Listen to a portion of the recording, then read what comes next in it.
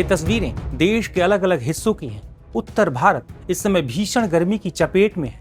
उत्तर प्रदेश से लेकर दिल्ली, पंजाब और हरियाणा तक सूरज आग उगल रहा है। हालात ऐसे हो गए हैं कि सड़कें तपती भट्टी जैसी महसूस हो रही हैं और लोगों का घर से बाहर निकलना मुश्किल हो गया है।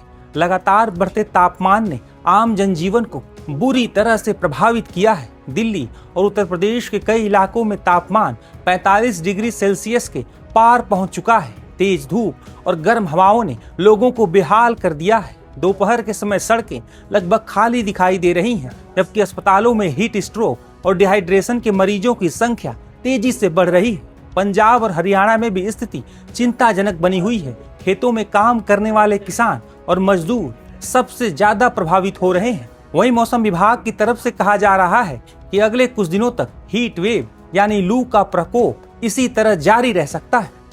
पूरे उत्तर भारत दिल्ली एनसीआर में इस वक्त प्रचंड गर्मी पड़ रही है। तापमान अगर दिल्ली की बात करें तो 46 डिग्री क्रॉस कर चुका है। आगे कैसी स्थिति रहने वाली है, इस पर ज्यादा बातचीत करने के लिए मेरे साथ वरिष्ठ साइंटिस्ट नरेश कुमार जी हैं। सर, हम देख रहे हैं दिल्ली का जो पारा है वो 46 डिग्री क्रॉस हो चुका है। अभी क्या 50 तक भी जाएगा? क्या इतनी गर्मी इस वक्त क्या आप देख पा रहे हैं? देखिए, हमारा एनसीआर दिल्ली की बात करें तो आने वाले 7 दिनों के लिए हमारा यही अनुमान है जहां हीट वेव कंडीशंस बना रहेगा। और स्पेसिफिकली 2 दिनों के लिए हम एक्सपेक्ट कर रहे हैं कि वहाँ टेम्परेचर 47 तक भी पहुँच सकता है, थोड़ा क्रॉस कर सकता है। और इसके लिए हमारा एनसीआर दिल्ली के लिए और ज़्यादा। अगर बात करें उत्तर भारत और आसपास के राज्य हो, एमपी हो, राजस्थान हो, चाहे अगर हम बात करें पहाड़ी राज्यों की, जम्मू कश्मीर है, उत्तराखंड है, हिमाचल है, क्या स्थिति देख पा रहे हैं सर? इस समय इंटायर नॉर्थ वेस्ट इंडिया और सेंट्रल इंडिया हीट वेव की ग्रिप में है। जहाँ आप फिगर में भी देख सकते हैं कि पूरा नॉर्थ वेस्ट इंडिया, जो सेंट्रल इंडिया में हीट वेव वार्निंग हमने, जहाँ भी आप प्लस का साइन देख रहे हैं, जहाँ पे हमने हीट वेव का वार्निंग दे रखा है। और स्पेसिफिकली पंजाब, हरियाणा, उत्तर प्रदेश, मध्य प्रदेश के लिए हमारा 7 दिन के लिए इंक्लूडिंग एनसीआर दिल्ली 7 दिन के लिए ऑरेंज अलर्ट है। और उसके एडिशंस आने वाले 3 दिनों के लिए हमारा उत्तर प्रदेश के कुछ हिस्से, स्पेसिफिकली साउथ और नॉर्थर्न एमपी के हिस्से, वहां भी हमारा 3 दिन के लिए रेड अलर्ट है। सर, अगर यूपी की बात करें तो तापमान कहां तक पहुंचेगा? क्योंकि बांदा की स्थिति हम देख रहे हैं लगातार 48 डिग्री सेल्सियस तक पहुंच चुका है। जी, वहाँ 48.2 तक टेम्परेचर हुआ है। ऑलमोस्ट यही सिनेरियो रहने वाला है 2-3 दिन, जिसको मद्देनजर रखते हुए हमने रेड अलर्ट कल भी दिया था और आने वाले 3 दिनों के लिए भी। सर, मेरा आखिरी सवाल ये है कि राहत की उम्मीद कब तक दिल्ली वासी, उत्तर भारत के लोग जो है वो कोशिश रहे कि ऐसा होगा, तापमान बदलेगा या बारिश का कोई अनुमान है? देखिए, इस समय जो अगर क्लाइमेटोलॉजी वाइज बात भी करें तो इस समय जनरली टेम्परेचर्स ज़्यादा रहते ही हैं और ऑलमोस्ट पूरा वीक रहने का अनुमान है।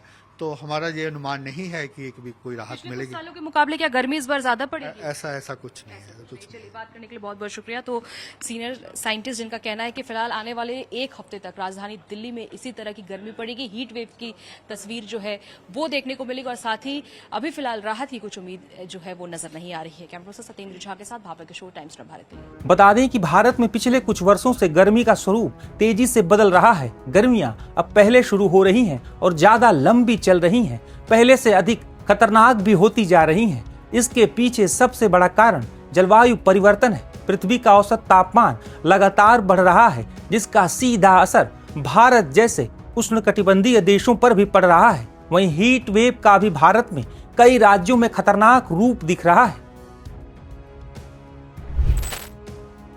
बता दें कि अगर किसी स्थान का अधिकतम तापमान मैदानी इलाकों में कम से कम 40 डिग्री सेल्सियस या उससे अधिक और पहाड़ी इलाकों में कम से कम 30 डिग्री सेल्सियस या उससे अधिक तक पहुंच जाता है तो इसे हीट वेव की स्थिति माना जाता है।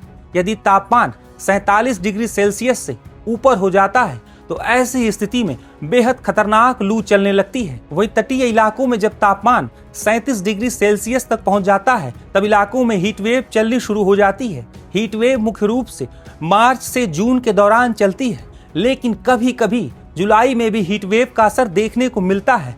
हीट वेव मुख्य रूप से उच्च दबाव वाली मौसम प्रणाली, सूखी हवाओं और लंबे समय तक साफ आसमान की वजह से बनती है। इससे गर्म हवा जमीन के पास फंस जाती है और तापमान लगातार बढ़ने लगता है। हीट वेव के दौरान शरीर जल्दी डिहाइड्रेट हो जाता है, जिससे चक्कर आना, कमजोरी और यहाँ तक कि हीट स्ट्रोक जैसी जानलेवा स्थिति भी हो सकती है। सबसे ज्यादा खतरा बच्चों, बुजुर्गों और बाहर काम करने वाले लोगों को होता है। हीट वेव से बचने के लिए ज्यादा से ज्यादा पानी पिएं, दोपहर में बाहर निकलने से बचें और हल्के कपड़े पहनें। गौरतलब है कि भारत में साल 2023 में करीब 48,000 हीट स्ट्रोक के मामले सामने आए थे और 159 मौतें दर्ज की गई थी।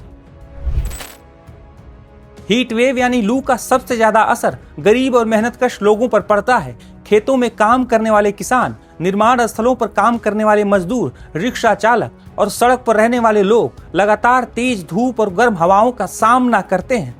अत्यधिक गर्मी से हीट स्ट्रोक, डिहाइड्रेशन और कई गंभीर बीमारियों का खतरा बढ़ जाता है। बच्चे और बुजुर्ग भी सबसे ज्यादा प्रभावित होते हैं। इसका असर खेती पर भी पड़ता है, तो वहीं पानी के स्रोत सूखने लगते हैं और बिजली की मांग अचानक बढ़ जाती है, क्योंकि लोग कूलिंग उपकरणों का अधिक इस्तेमाल करने लगते हैं।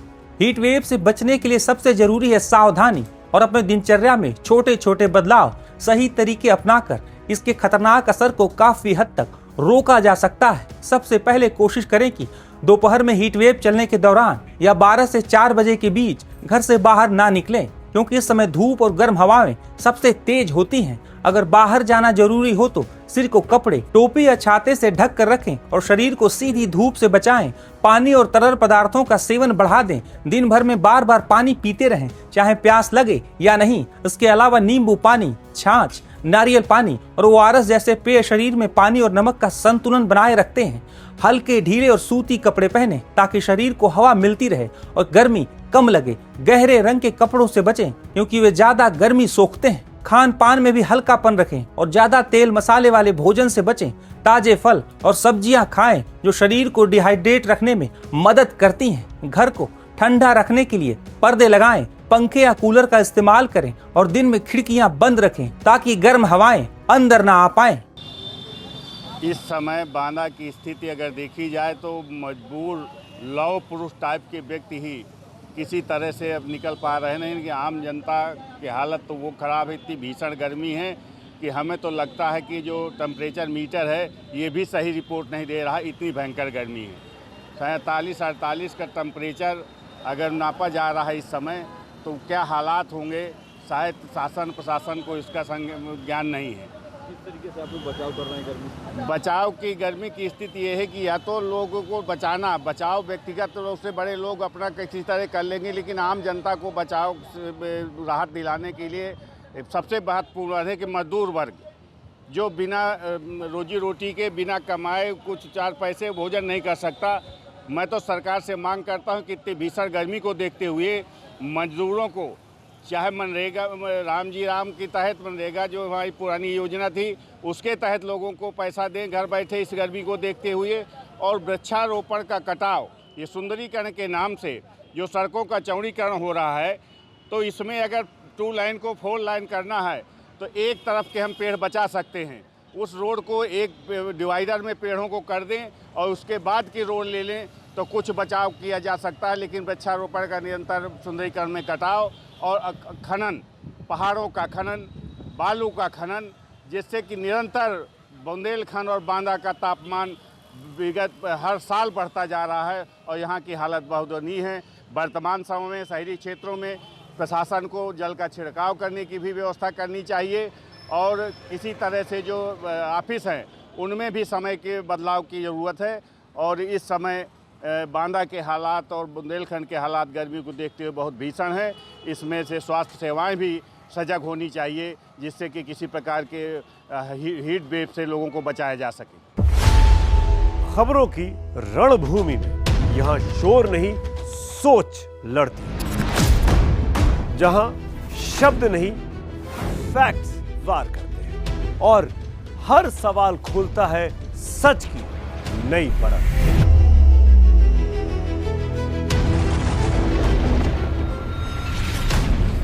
चक्रव्यूह आपके अपने सुमित अवस्थी के साथ सोमवार से शुक्रवार शाम 6:57 पर टाइम्स नाउ नव भारत पर।